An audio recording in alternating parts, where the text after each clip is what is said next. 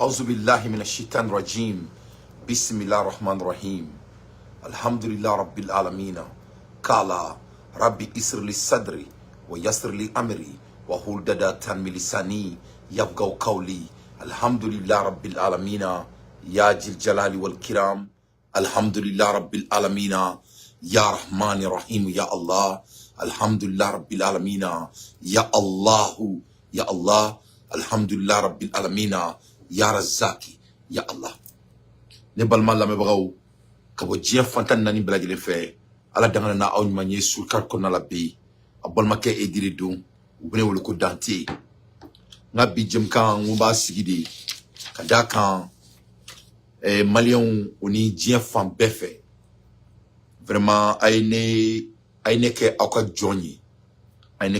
joni parce que ko tumamina gelabe aramadin kan o tumari la ibi nini jugu donga bo nyogona. In a time of a difficulty, that is the when you will know who are caring about people that care about you or those that don't care about you. Vraiment malion oni dien fambe malion dronte ka bo dien fambe vraiment ayran la ka fo ko vraiment nini balmo ko aka bobulu. Vraiment ça m'a dépassé. Vos efforts ne dépasser. Donc, on me boka au fou orila. Kadaka aramadi. Fika ke woluman doni. Ni mo minti woluman dondron ika fui mai diakono. O e fisir wale di. Ala ko fisir wale sara. Ko e jahannam madi. Ala kan kishi jahannam ma. Ala kan shike jahannam kono moy. Ala kan ke fisir wale. Donc de ce fait, on me boka au fou. Ka au fou ka woluman don. Kadaka aye bunya min ke ne ndoni ne doni nga sala aye bunya min ke amadugo mo sila dia kono ka damine Amérique faut partout dia fam befe dia tiens vraiment à vous exprimer ma profonde gratitude, vraiment à vous exprimer ma profonde gratitude et reconnaissance de vous avoir à mes côtés dans cette étape très très difficile dans ma vie et de la vie de ma famille. Vraiment. Dituma gelman bayna. Malion, Farafinaw, Ameriki, Tuabu, Dien fam befe. Beoula kane doninga kota kakaka koye. Vraiment, o neke Malion ga jonyi. O neke Malion ga jonyi. Neneka kele kunye keleni. Neneka kele ke kemedi. Parce que ne a donga fongo jaja. Nibeka kele ki ga jamonaye. Iti kilina, nibeka kekanya. Ni mo beka kele ki ga jamonaye. Iti kilina ni beka kekanya. Ouayana ka foyana que l'effort de quelqu'un est le reflet de son intérêt pour ta personne. L'effort de quelqu'un est le reflet de son intérêt pour ta personne. C'est-à-dire aramadenga kewale avec komina walea abadija ka komina walea odi tumamina imogobala odi atigi son erere. L'effort de quelqu'un est le reflet de son intérêt pour toi, pour ta personne. Donc, nous avons analysé Malion ni Africain mais dien roro. Moi, je suis sur le quartier don, moi, je suis dans la carte don. Ah, il y a un faux. Ah, oui, bouya mi milane la, neni droni. Faut que ça, c'est droni ma. Ah, il bouya mi ira auna, aya ira. Amadou, aya blau kewale la. Vraiment, votre effort était vraiment votre réflexion. Ay effort mouinke, ne doninga sala. Oya ira ka fo, au kleme ka ne dante kanunga se niveau mima. Ay ne doni baidi kanunga se niveau mima. Ay sur kartu kanunga se niveau mima. Amadou mo la Ameriki. Amadou mo la dien fanchife. Ay ne doninga koke ina fo ko masakere sara. Akira bes lenyana, akira jenyana. Ala kana nka au ma fisir wale. Ala kana neke au ma fisir wale. Nekera au ka jone sisa. Ala tabole ala kwa. Ka damine Mali Islameoula. Mali Islameoula. Mali Islamé Malika Islamé ou quoi fin association des musulmans Aïdara Memounye Mwala. Ou des représentants black en Talika Sudorola. Baidi ala ka hinala ne doni. Ne doni on est partenaire. Parce que Baidi continue de doni. Baidi il était plus que mon petit frère. Mendam na soroma. la jarabi mene soro ni baydi kume balole tellement que silamɛ don tellement que mumin don baydi de kuma fɔ ko kɔrɔ ko fahama lu yumar yurid a kun b'o de fɔ ɲɛna a ko kɔrɔ k'a ta ni ala ye ko ala b'a sago de kɛ ko y'i sɔrɔ cogo cogo baydi ko ala de don baydi ka nimaniya mun bɛ kala ye morikalayɔrɔ la ce n'était pas ça ça dépassait ça baydi ka nimaniya kun tɛ ko parce que ko i bɛ dɔ ye furukiya la baydi ka nimaniya kun tɛ ka kulisi senda pan baydi ka nimaniya c'était ça dépassait tout ça baydi kun tigɛlen don diɲɛ kɔnɔ baydi tigɛra diɲɛ na pewu a mɛnna et hali aw ye baydi dɔnni min kɛ ne de ye baydi poussé k'a bila pour que mɔgɔw ka se k'a dɔn sinon ni si kun t'a ka vie ye a tilala ka kalan na baara ɲinina a ye baara sɔrɔ a kɛlen ka baara sɔrɔ baara fɛn fɛn bɛ se ka baara pour que kana don baara yɔrɔ gasi la baydi tilala kalan na baydi y'a ka maîtrise de kɛ école privée la Mali la a ye kalan kɛ ka tila kalan na pewu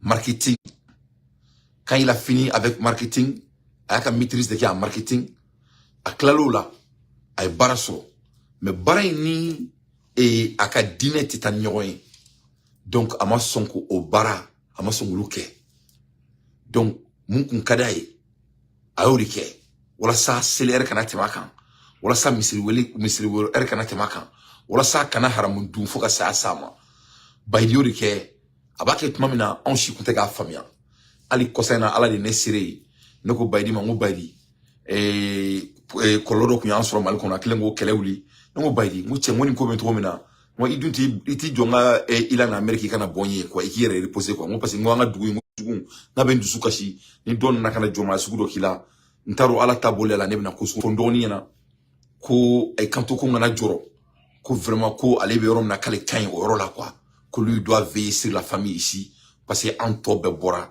mɔgɔ si tɛ yen ni baydi ni Mohamed dɔrɔn tɛ cɛmaninw na donc ko vraiment k'ale bɛ to a ye Mali kanu a ka Mali kanu fana tun tɛ kuma muguba fana ye a ye Mali kanu n'a ka silamɛya ye ka Mali kanu n'a a wasiji ye ka Mali kanu n'a a sennɔ ye a ye Mali kanu ka se niveau dɔ ma c'est à dire ne yɛrɛ tun bɛ siran ka Mali kanu ɲɛ a ye transition in kanu ka premier ministre kanu ka président kanu a kun bɛ marifa kisɛ kunbɛn jamana kanu kama donc masa min ye ala ye ni mɔgɔ si banna dɔrɔn i si banna à la fin de journée ala ko anw munenw ma ko saya a b'a ni kun dɔ de siri ɲɔgɔn na dɔrɔn sinon hadamadenw dalen bɛ to sunɔgɔ la u bɛ sa hadamadenw bana tɛ dɔw yɛrɛ minɛ i bɛ sa mais baydi sara cogo min na baydi sara muminiya de kɔnɔna la a sara silamɛya de kɔnɔna la ne mun n'a bɛ fani ba la ne b'a dɔn silamɛ sugu min kun don ne b'a dɔn ka silamɛya ça a été dépassé tous les dits donc vraiment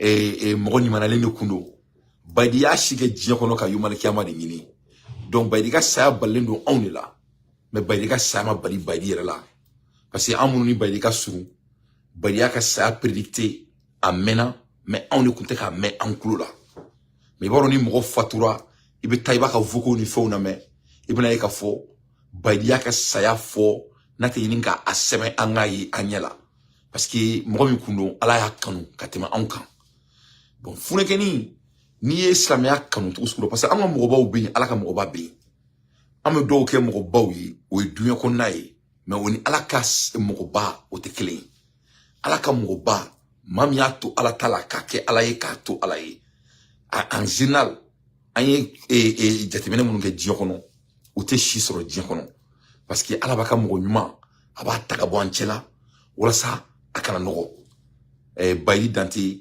c'était comme ça a kun bɛ ten de k'o seereya Mali silamɛw y'o seereya alhamdulillah Mali silamɛw nana ka na baydi ka sayakɛyɔrɔ la sudonyɔrɔ la ka na Mali silamɛ bɛ yɔrɔ o yɔrɔ Mali alimamiba bɛɛ tun bɛ kɛnɛ kan Mali karamɔgɔba bɛɛ tun bɛ kɛnɛ kan vraiment n bɛ Mali silamɛw fo silamɛya foli la n b'a fɔ n ko sukuran aw ni ce aw yɛrɛ ye n b'a fɔ aw ni ce aw ni baraji ala ka aw sara ala k'an bɛɛ sara kɛ arijɛnɛ faridusu ye saya bɛ sa an ma don min na o y'a sɔrɔ an bɛ siratul mustaqima kan ala ka dɔ fara an bɛɛ ka ɲumanya kan Mali silamɛw foli bɔlen kɔ n bɛ Mali média fo ni n ko n bɛ mɔgɔ tɔgɔ fɔ dɔrɔn n meke mogolangolo yin ala kan kisi mogolangolo yama mais wallahi billahi lezi aka juru de bene lasila aka juru de bene dantela aka juru de bene alasan dantela foka diawli nte nyina ko foka diawli foka tan dan kaburu kono nte nyina ko ayem bunya ka bayri bunya ala ka bunya baka da awma ayene bunya kan dogoni bunya ka sur karti bunya ayene ke aka joni ala tabole ala ka bunya baka da awma mali kuna fuli dila be maison de presse mali kuna fuli dila berajeli mo be podcast ke mo be blogging ke mo be vidéo ke mo be tout le monde mo be basile ndo khabara la abe idadu baydika sala inafoko jamana masake do de fatura inafoko sadiri akoine yere dabali ban ala ka kun amblajelen shila akun teke kuba ina au media ngote ay baydika doyi ka surkati ka doyi kane dante bunya o bekolo ma ko koro mun ga koro ni oluko ku dogo vraiment ala kana neke au ma fisir wale ala kana ka au ma fisir wale anu baraji vraiment ayem fa ka ce niveau d'oma ma tembulu ka se ka fo pour que ka akwa fori sa dana yefam donc olamba fo le Mali a mes plein dans mon cœur. Le Mali a mes plein dans mon cœur. Asarama de ni ibe do iba do ika kugelen doni. Mali beli ne doni nga sake akakui. Tamange baydiga sake ra kubaye malion obulu. Juma domina talba suduna. Ni shinimeko o kunyon kile. Biye kile ulon vla saraka boy. O juma don Abidjan misiru kono o kumeka kutuba kene ne doni su ka sudo akan. Ko Mali mo ba dimseni islamé ba mumini ba perdre la Mali kono o kumeka ke Abidjan misiri min kono ne fa domso ale sigle me Abidjan ale kume sella o misiri kono kutuba be ka ke baydi suka ka islamé akan worim kuma bulo mafo akume so min kono mafo korka munu ba bulo tala me aka islamé ya kairara madina ko arma di ko ikeki laban ko de joro kwa mo yibe bi baraka shini ne joro kwa ninganga ke wajuri am bema ni a fo onyina baydi ko mega projet munu na ben aka shemara ro fem matérialistique ou kairala ka foko jinati ko matérialité fushi mo yibe nyumane ke diekono ibe nyumane ke diekono parce que mo shiti traitement donc alhamdulillah rabbil alamin ama fouy me baydi kan ni mongutu nyumante o kutuba ko mega kaka nyutuma mina Abidjan en fadromso na le sigle me Abidjan kutuba bani ale tara almamma kik meka kuma mo mimma ko ne dene du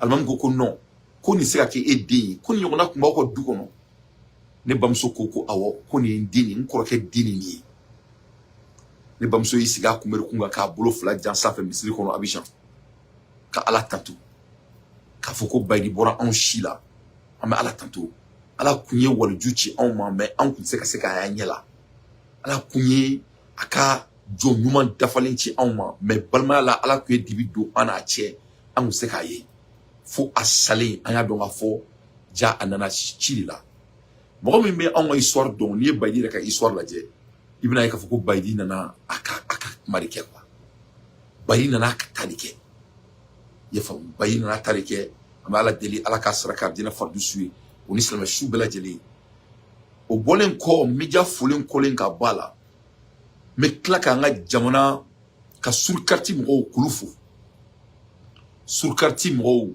aw ye horonye aw te barakela ye aw ye balmawdi baydi fatura a barake nyogo ni bulu kayira ka foko armadi ni kuke ni ala koy ni kuke ni kliniaye ite teri soro be balma de soro ni kuke ni malien dambe ni kuke ni kliniaye ite teri soro be balma de soro foka baydi bana baydi ka bana matenga ku nyogo kelinka baydi ban la foka fatu a fatura a barake nyogo ni bulu ni dobora a koro clinique la do bi taka atara ponji doron 24 heures a fatura ala ba sa ko de ke fahamalul yumal yurid donc ka to kilingi la a ka sulkarti ɲɔgɔn mɔgɔw de taara n'a ye olu de tun b'a kɛrɛfɛ olu de janto a la fo ka saya s'a ma ka sulkarti mɔgɔw fo k'u waleɲuman dɔn u ka dɔn k'a fɔ ko Bayidi ye fɛn min daminɛ n'o ye sulkarti ye ni Ala sɔnna ma fo ka saya sa an bɛɛ ma an bɛ sulkarti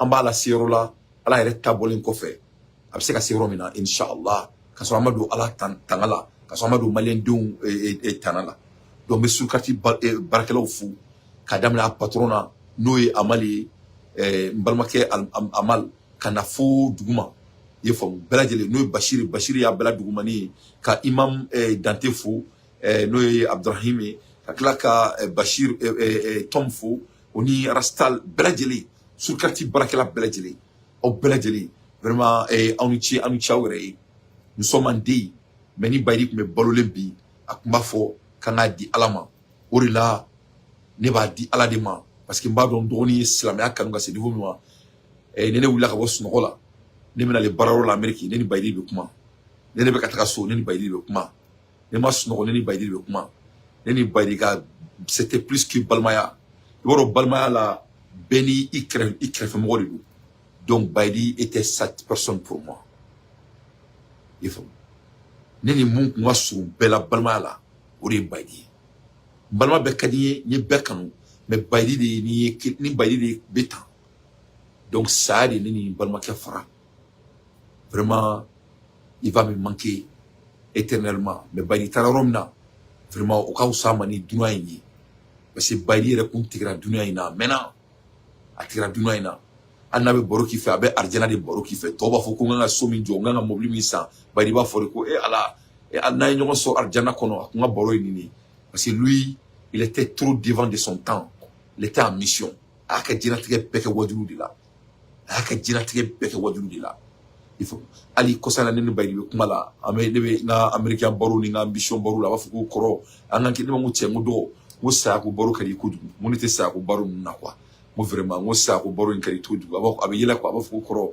ko saya dun bɛ kɛ de donc n ko ne b'a dɔn k'a bɛ kɛ sa n ko mɔgɔ bɛ saya fɔ ne ye n ko mais n ko e bɛ to ka kuma fɔ kojugu n ko man ne ye donc a yira k'a fɔ an ɲɛna a ka mumuniya bɛ niveau min na donc o la n bɛ sulkarti baarakɛlaw fo sulkarti baarakɛlaw folen bɔlen kɔ n bɛ an ka jamana gouvernement fo n bɛ n ka jamana gouvernement fo jaja ne bɛ ka baara kɛ gouvernement min ye ja mɔgɔlankolonw tɛ l'état malien c'est des hommes forts l'état malien c'est leadership au next level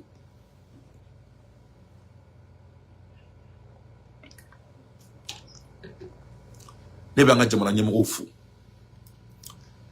ne b'an ka jamana ɲɛmɔgɔw fo an ka jamana ɲɛmɔgɔw kɛlen k'u kanto ko mɔgɔ mɔgɔ bɛ vidéo kɛ ko vous êtes écouté par les hauts autoritaires du Mali ja kuma in ye tiɲɛ de ne bolo n ko politiki kuma de don ne bolo n ko ka an kumakan duman de fɔ an tulo la n ko de don ne bala lamɛnbagaw ne bɛna mun fɔ aw ye bi a y'a lamɛn très très prudemment n bɛna mun fɔ aw ɲɛna parce que kuma bɛɛ n'a fɔ don de don j'ai attendu que fo n dɔgɔnin ka tile 7 ka se pour que an se ka bɔ k'aw ka foli k'aw ye parce que a kun ka gɛlɛn mais nana ye ni ma ni y'a ta dɔrɔn Ala k'an kisi silamɛya ka di ne ka se niveau min ma an kana kɛ n su kasitɔla kana kɛ mɔgɔ nimaniya bali ye Ala k'an kisi o ma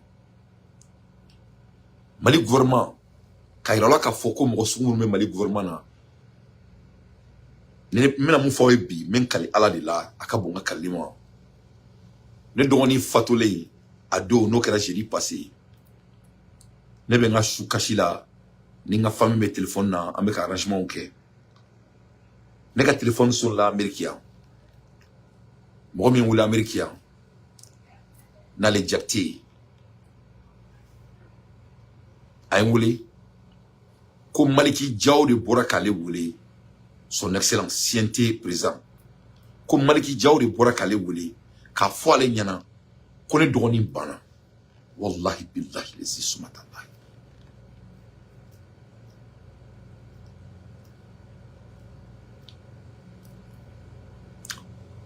donc an minnu ka baara ye communication ye ne bɛ k'i ka diɲɛlatigɛ bila ligne na ka mɔgɔ sugu minnu supporter ka ni adamaden sugu supporter walasa ko tani jamana in ɲɛfɛ ni ko e sɔrɔ u ka bɔ o kalama e yɛrɛ kɛrɛfɛ mɔgɔw ɲɛ yan fo kana kɛ olu yɛrɛ de ye téléphone ta sisan ka kɛ e ka sangafo ɲɛfɔ tɔw ɲɛna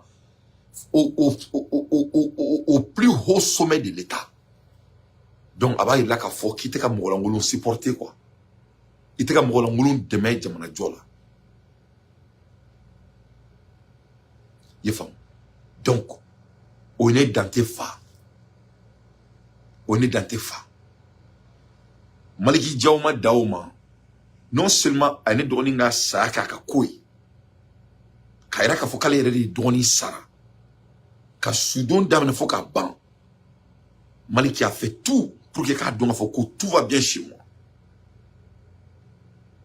i faamu donc o bɛ adamaden a bɛ mɔgɔninfin hakilima a b'i fa quoi a b'i fa donc Maliki Diaw i ka foli bi yan très sincèrement ala kana an tigɛ ɲɔgɔn na ala kana an tigɛ ɲɔgɔn na i ye n bonya ala k'i bonya vraiment a diyara n ye a bonyana ma ka daminɛ ne dɔgɔnin fatura heure min na le moment donc que Sous-Quartier a publié Maliki Diaw ye mɔgɔw wele k'a f'u ɲɛna ko mun kɛra an ka famille na ka tila k'a fɔ ko l'État va veiller sur tout ce qui peut se passer olu ka niveau la ka tila ka CNT ka représentant bila ka taga yɔrɔ in na n bɛ Abubakar Sidiki fɔ n ba fɛnɛ fo n dɔgɔnin fatura yɔrɔ min na n bɛ ka nin fɔ aw ye mun de la parce que anw bɛ kɛlɛ min na tuma caman ani an bɛ ka mɔgɔ minnu yɛrɛ supporter tuma caman an bɛ olu yɛrɛ de critiquer ce qui est tout à fait normal mais n'an y'u critiquer an b'u critiquer de k'u bilasira k'a yɛrɛ k'a fɔ k'u bɛ ka an lamɛn u b'an bonya n'an ka critique ye mɔgɔ minnu bɛ k'a kɛ ka ɲa u b'an lamɛn u jantonen don an na minnu bɛ k'a kɛ ka ɲa nin ye o yɔrɔ de ye dɔrɔn mɔgɔw k'a dɔn k'a fɔ mun kɛra ne ni ala cɛ o ye ne bonya cogo min na donc n bɛ ka n ka bonya de lasigi parce que adamaden i bɛ ɲuman kɛ mɔgɔ min bɛ ɲuman dɔn mɔgɔ tɛ ɲuman kɛ fisiriwale ye ala ko maa min tɛ arijinɛ nɛnɛ o ye fisiriwale de ye ala k'an kisi fisiriwaleya ma o kelen Abubakar Sidiki fɔnba ye n wele n ka telefɔni na a jɔrɔlenba ka dɔw kɛ n ye o yɔrɔ bɛɛ la fɛnɛ bɔlen kɔfɛ Sogɛl Kokala Mayiga a ye n dɔgɔnin ka saya ko ta a digira la a y'a dama tɛmɛ a digira ka se min ma ala de b'a dɔn i ye faamu ka tila ka représentant bila ka taga en même temps Abdul Karim Mayiga n'o ye CNT ka M5 mɔgɔw ka porte-parole ye a yɛrɛ kan wuli personnellement k'a ka condoléance présenter na k'a yira la k'a fɔ ɲɛna an bɛ ka autorité minnu supporter c'est les autorités morales ils sont pas seulement dans leur vide parce que ne ye nin dɔn cogo jumɛn ne ye nin dɔn ka moment difficile de la ne ye nin dɔn ka moment difficile de la tuma min na ne bɛ fɛ ka dɔn ne bɛ ka kɛlɛ kɛ mɔgɔ minnu nɔfɛ ne bɛ ka n ka diɲɛlatigɛ bila en danger mɔgɔ minnu nɔfɛ est-ce que u bɛ k'a dɔn n ye ne bala lamɛnbagaw an bɛ ka mɔgɔ minnu dɛmɛ kɛlɛ la mɔgɔ lankolon tɛ mais bɛɛ de n'i minɛcogo don u bolo mɔgɔ n'i yɛrɛ bila yɔrɔ min na i bɛ minɛ yen de an bɛɛ ka to an ka kɛlɛ minɛn kan halisa parce que halisa an ka jamana mɔgɔw b'an na que de jamais kɛlɛ ma daminɛ fɔlɔ ça vient que de commencer donc o la n bɛ Sogɛl Kokala Mayiga fo ka Abdul Kader ko fo Mayiga fo ka tila ka Albert Mayiga ale yɛrɛ tun bɛ sudonkɛyɔrɔ la c'est un jeune frère ale yɛrɛ ni ba ye denmisɛnnin teriw de don denmisɛnnin teribaw de don Albert tun bɛ yen ka CNT représenter o ni CNT ka mɔgɔ caman ba o ni gouvernement ka mɔgɔ caman ba donc vraiment aw bɛɛ ka foli bi yan ka tila ka Maliki Diaw ka Wage ka Ismaël Wage a ka représentant tun bɛ kɛnɛ kan a ye mɔgɔ bila ka taga ka yɛrɛ k'a fɔ ko Dante ka ko ye olu ka ko de ye vraiment o ye ne fa quoi o ye ne fa donc aw kɔni b'a dɔn ko nin si se ka kɛ ni Asimi Goyita yɛrɛ tɛ donc parce que olu de bɛ Asimi Goyita représenter voilà ni ne ka ko tun man bon Asimi Goyita bolo Sogɛl tun t'i da don an ka ko la ne ka ko tun man bon Asimi Goyita bolo Maliki Diaw tun t'i da don a la Wage tun t'i da don a la et j'en pense Kamara kɔni o ta se ka ɲɛfɔ yɛrɛ kuma bɛɛ mana fɔli kama Il est famille. Donc, je vous remercie à toute sincérité. I'm very, really proud of being part of your team. Je suis fier de faire partie de votre équipe. Vraiment, aye boya min dan dogoni fure kan. Ala kanenka aw ma fisiri wale a jarani a boyana ma. Donc me Mali gouvernement bela jelen fo. Ka damine Assimi Goïta la fo duguma. Mais plus précisément, mais son excellence Maliki Diaw ba fo ka wale mandon. Aye boya ala ka boya. Aye mun kenye, aye boya min kenye. Ndoni nga sala boya doron ka ira ka foko akili ben fekula o ene fa quoi o ene fa wa wante nyina ko foko tan dan kaburu kono kakla ka sugal ko gala maika fu précisément mais sugal fu sugal e boya min ken inte nyina ko foko tan dan kaburu kono ndoni nga sala vraiment kakla ka Abdul Kader fu Fomba qu'on t'a faux parce que Fomba ça c'est mon grand frère. Fomba est un grand frère. Fomba Kanou ça n'a jamais été caché vers moi et je suis de tout à fait reconnaissant. Donc ni folikane kumbolo ka di Mali bema ka Mali befo mo ndoni nga sata kaka koi Mogo nga jorota nga kashi nga anguni menka mogo atakaka koi bo befu ka wori mando ora seka mogo trofo ni mogo trofo gouvernement rôle là et ça c'est intentionnel parce que yoromina mogo ordinaire be fatu jamana kono Mali 22 23 24 millions d'habitants yoromina gouvernement e mogo bulukuru yan keleni lubo u kanabo mogo minga sa mogo mi balmaka sala. Vraiment, il faut être reconnaissant. Parce qu'ils n'avaient pas à faire ça. Ils n'étaient pas obligés de le faire. Obligation fou tout cas. Donc, obéir monifier acclimat abi fa abi wasa. Quand somo bela jelen fou, on fasira on basira, on donu bela jelen. Mu yan soro abe besoro. Ça est tour ya be beka blundari là. Donc, orla ala ye suratul mulku a jigi an silamɛw ye kan ka dɔn ka fɔ ko nin bɛɛ bɛ saya nɛnɛ ala t'a yɛrɛ sɔsɔ donc an bɛ an jija dɔrɔn nin ka kɛ wajuliya anw bɛɛ lajɛlen ma an ka dɔn ka fɔ ko bana t'a to k'i bɛ sa kɛnɛya t'a to k'i bɛ sa saya bɛ n'i ka da la n'importe quel moment ala ka nin kɛ fɛn ye fɛn b'a anw yɛrɛ ɲɛ k'an ta d'u ma kɔnɔ k'an tɔ gɛrɛ ala la donc vraiment c'est la pluie qui fait grandir les fleurs, pas le tonnerre. Sangi de bateau fleur be janya, sans kulukulukate. Donc, kolo ene soro anana, kananega kolo kembulu, awere ka kouy. Ala kananka aw ma fisir wale, nini aramadiyai, nini maliyai, nebe maliyam nyedong, nebe nyedong. Nini maliyai. On est tient en une baraji, on est tchauré. Ne parle la même bravo. On y confiance mi qui a à la canante la confiance, c'est comme un timbre. Ça ne se colle pas deux fois. On m'a dit, confiance, nous est d'anaï.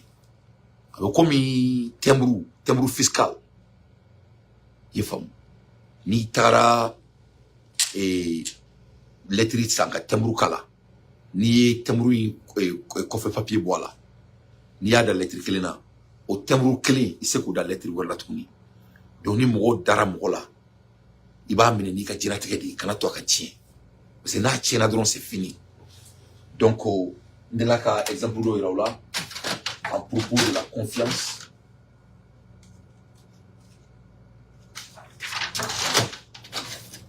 Mais là, quand on a confiance, comme le papier diamant. A djelendo, no fouille tala, tchekaï. Les papiers diamant, ni confiance. Donc, arma deni dans le no là. Il veut qu'on il veut dire qu'on a noro. Mais dès que confiance il veut noro, avec quel année. Là les nora, du coup qui va gland, il veut chibar avec un gland. Parce que dès qu'elle veut noro avec quel année. C'est qu'un gland tourni. Ania mena ka passer. Et belebe yoro do forcer les ala. Donc aramati, on me confiance, on va garder avec toute notre vie.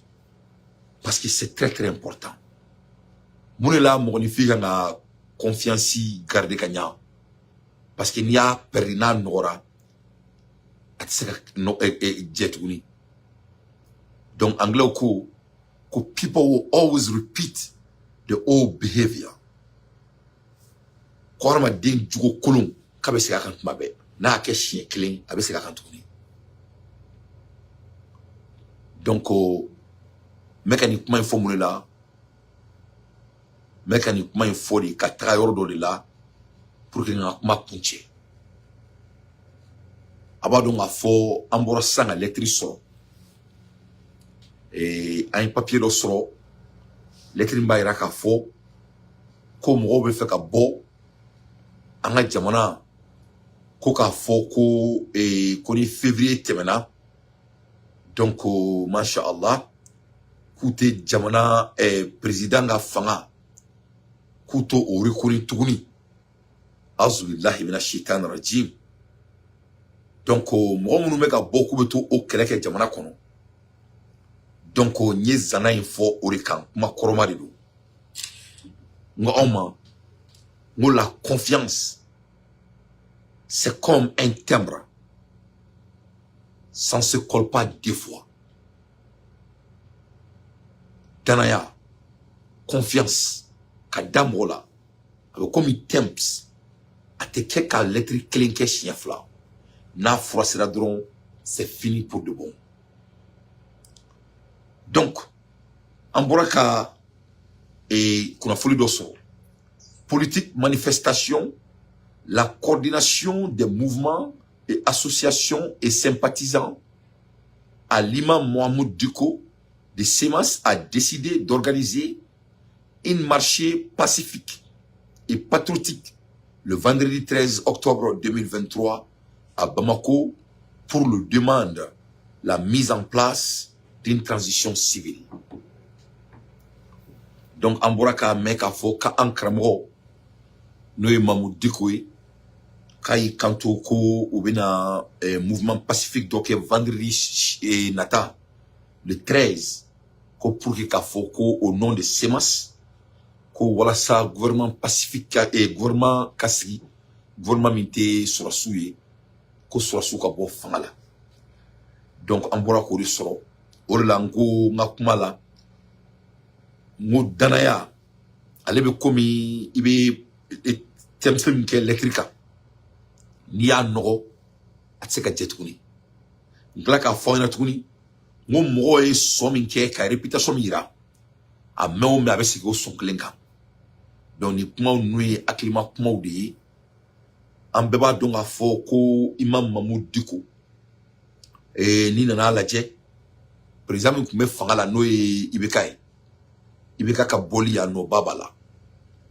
Donc au koro ko ka prison bo fangala. Oui, imam Mamou Diko ka baradi. Mais ka kuma fo mo akilima ori nyana. Je n'ai rien contre imam Mamou Diko sa personne. Mais nous nous tamasiru li djia kono. Bon. Mo mana sono ira o son abesika kan kuma be. Donc ka prison bo fangala. Oui, imam Mamou Diko soni. Oui, follow. Flana Mouni, la confiance, c'est comme un timbre. Ça ne se colle pas deux fois. Elle m'a dit, ni danaya, ni a perdu chien clé. Moi, je sais qu'il coule, mais tu es là, tu faut dire oui. Oui, tu es. Donc, je crois que moi, je sais que beaucoup fois, on m'a dit, comme moi, je me suis présent, moi, je me suis présent, moi, je me suis 600, moi, je me suis 600. Moi, je ne pense pas que Mamou Diko, avec tout le respect, il n'est pas à la position morale pour ça. Sa réputation ne lui permet pas. Et je dis bien, moi je n'ai rien contre Mamou Diko. Mais quand ça vient de notre pays, nul n'est safe. Commencez à moi-même danter. Nanga jamana kunana. Mo shi de seflinte kadam nere la flou. Donc de ce fait, on va faire Mamoud Digounyana que le 13 à te bobi à te bochini. Nul ne va manifester dans notre pays. Lui, il a perdu cette confiance. C'est ça la réalité. Into next time. Ciao Kambe. Salamu alaikum wa rahmatullahi wa barakatuh.